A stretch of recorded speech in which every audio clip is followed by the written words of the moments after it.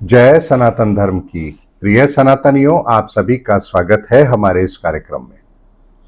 सनातनियों, जब हम सनातन की बात करते हैं, सनातन धर्म की बात करते हैं, सनातन संस्कारों की बात करते हैं, सनातन नियमों की बात करते हैं, इस संसार में सनातन कहाँ कहाँ है, जब उसके संदर्भ में चर्चा करते हैं तो बहुत सारी चीजें हैं जो हमें समझनी चाहिए। ऐसे में एक प्रश्न आता है, क्या हमारे भोजन में भी सनातन का कोई नियम लागू है? अगर है तो उसे हम कैसे डिफाइन करेंगे? तो जब ये बात आती है कि भोजन में क्या सनातन का नियम लागू है, तो बहुत से लोग कहेंगे शाकाहारी बनो, मांस मत खाओ, जमीन के अंदर जो पैदा हो रहा है जड़ के अंदर वो मत खाओ, जीवाणु रहित भोजन करो। ऐसी बहुत सारी मान्यताएं हैं। जैसे जैन संप्रदाय के अंदर जमीन के अंदर जो पैदा होता है आलू, उसका वो सेवन नहीं करते हैं, जैन मुनि नहीं करते हैं, उसे त्यागते हैं। इसके अलावा समाज के अंदर भी एक और नई अवधारणा चल रही है कि मिल्क प्रोडक्ट को बंद कर दो, यानी वीगन बन जाओ। ऐसे में बहुत सारे कंफ्यूजन आप लोगों के दिमाग में है भी। इसके अलावा एक नई बहस अभी चल रही है A2 गाय का मिल्क, और अभी अमेरिका भारत के अंदर जिस दूध को सप्लाई करना चाहता है, जिस डेयरी प्रोडक्ट को सप्लाई करना चाहता है, उस डेयरी प्रोडक्ट में मांस होने की बात कही जा रही है, क्योंकि वहां वो गाय को मांस खिलाते हैं। ऐसे बहुत सारे कंफ्यूजन है आप लोगों के दिमाग में। इसीलिए आज मैं आपको सनातन के आधार पर वो बात बता रहा हूं जो इस धरती के लिए, हम मनुष्य के लिए अप्लाई की गई है।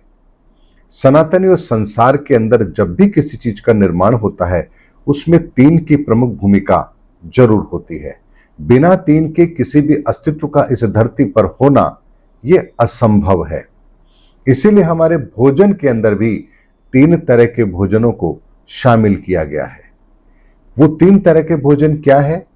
पहला भोजन है जो वनस्पति है, यानी कि वनस्पति के द्वारा पैदा होने वाली प्रत्येक चीज का मनुष्य सेवन कर सकता है। यानी जो जमीन से पैदा हो रही है, चाहे वो वृक्ष के द्वारा हमें मिले, फसलों के द्वारा मिले, जमीन के अंदर चाहे वो पैदा हो, लेकिन हर तरह से उसका संबंध वनस्पति से होता है।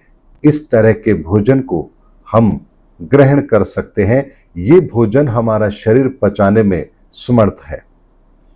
दूसरा भोजन होता है जो जीवाणुओं से युक्त होता है, यानी जीवाणु जिस भोजन को तैयार करते हैं।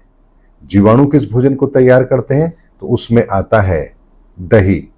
दही हमें जो मिलता है वो प्राकृतिक तरीके से नहीं मिलता है, उसमें बैक्टीरिया डेवलप होते हैं, तब वो हमारे खाने के लिए प्रयोग होता है। यानी दूध के अंदर बैक्टीरिया जाएगा, उसको वो दही जमाएगा, तब जाकर वो आपके खाने के लिए प्रयोग होता है। यानी दही कहलाएगा ही तब जब उसमें बैक्टीरिया डेवलप होगा। तो ये भोजन भी हमारे लिए स्वीकार्य है, और इसीलिए भगवान श्री कृष्ण दही माखन खाते थे। तो हमारे शास्त्रों में कहीं भी जीवाणुओं से युक्त भोजन को ना ग्रहण करने का कोई सिद्धांत नहीं है। तीसरा भोजन होता है जो जीव के द्वारा हमें मिलता है। अब जीव के द्वारा कौन सा भोजन मिलता है? जैसे मधुमक्खियों के द्वारा हमें शहद मिलता है, गाय के द्वारा हमें दूध मिलता है, बकरी के द्वारा हमें दूध मिलता है। यानी जो जीव के द्वारा हमें दूध मिलता है या मधुमक्खियों के द्वारा जो शहद मिलता है, ये भी हमारे लिए प्रयोग में लिया जा सकता है। ये तीन तरह के भोजन सनातन के अंदर हमें ग्रहण करने चाहिए, इसका स्पष्ट उल्लेख है। यही तीन प्रकार के भोजन हमें स्वीकार सनातन के आधार पर करने चाहिए।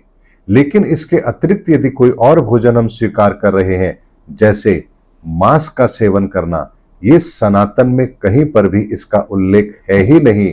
सनातन इस आहार को स्वीकार करने की कभी भी इजाजत नहीं देता, क्योंकि हम जीवों के लिए जिस तरह का सनातन के आधार पर हमारे शरीर की रचना है, हमारे शरीर के अंदर जो बैक्टीरिया काम करते हैं, हमारे शरीर का जो मैकेनिज्म है, हमारी आंतें जिन चीजों को पचा सकती है, उनमें ये तीन प्रकार के भोजन ही हमारे लिए सहायक हैं। इसके अतिरिक्त जो भोजन हम कर रहे हैं वो हमारे शरीर के लिए है ही नहीं।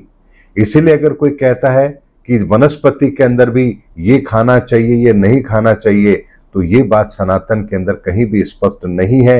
यानी वनस्पति के द्वारा जो चीज पैदा हो रही है वो खाई जा सकती है, जीवों के द्वारा जो हमें मिल रहा है उसे हम ग्रहण कर सकते हैं, और बैक्टीरिया के द्वारा भी जो चीज बनती है उसे हम खा सकते हैं।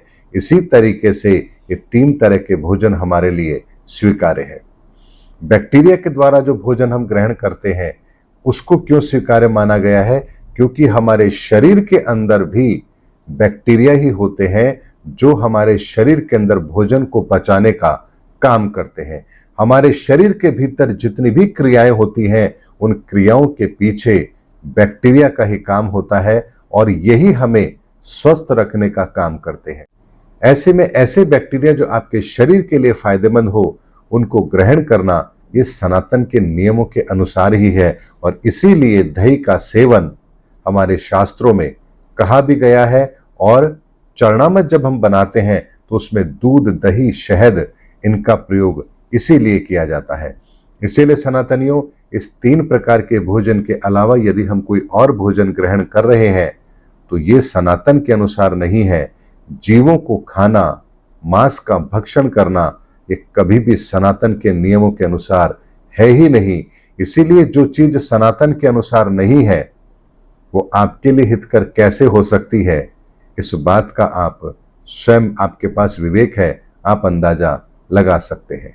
इसीलिए सनातनियों, आज के इस वीडियो में मैंने आपको स्पष्ट किया है कि सनातन के नियम क्या कहते हैं, और सनातन के आधार पर वो 3 श्रेणियां कौन सी है जो हमारे भोजन के लिए सर्वोत्तम है, और इसके अतिरिक्त जो भी आहार हम ले रहे हैं वो हमारे लिए ठीक नहीं है।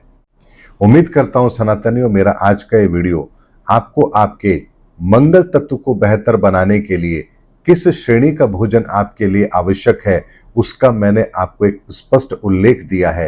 यदि इसी तरह का भोजन आप ग्रहण करते हैं तो आपका मंगल तत्व यहां पर शुद्ध जरूर होगा, क्योंकि आहार आपके जीवन के अंदर बहुत बड़ी भूमिका अवश्य निभाता है। इसीलिए अपने मंगल तत्व को बेहतर करने के लिए अपने ताकत का बेहतर प्रयोग करें और अपने भोजन के अंदर सनातन भोजन को शामिल करें। यही एक ऐसा नियम है जो आपके मंगल तत्व को बेहतर करेगा। उम्मीद करता हूं सनातनियों, मेरा वीडियो आपको जरूर अच्छा लगा होगा। अगले वीडियो में आपसे फिर भेंट होगी, तब तक हमारे चैनल पर बने रहिए। जय सनातन धर्म की, जय धर्मयुग की, जय सनातन विश्व।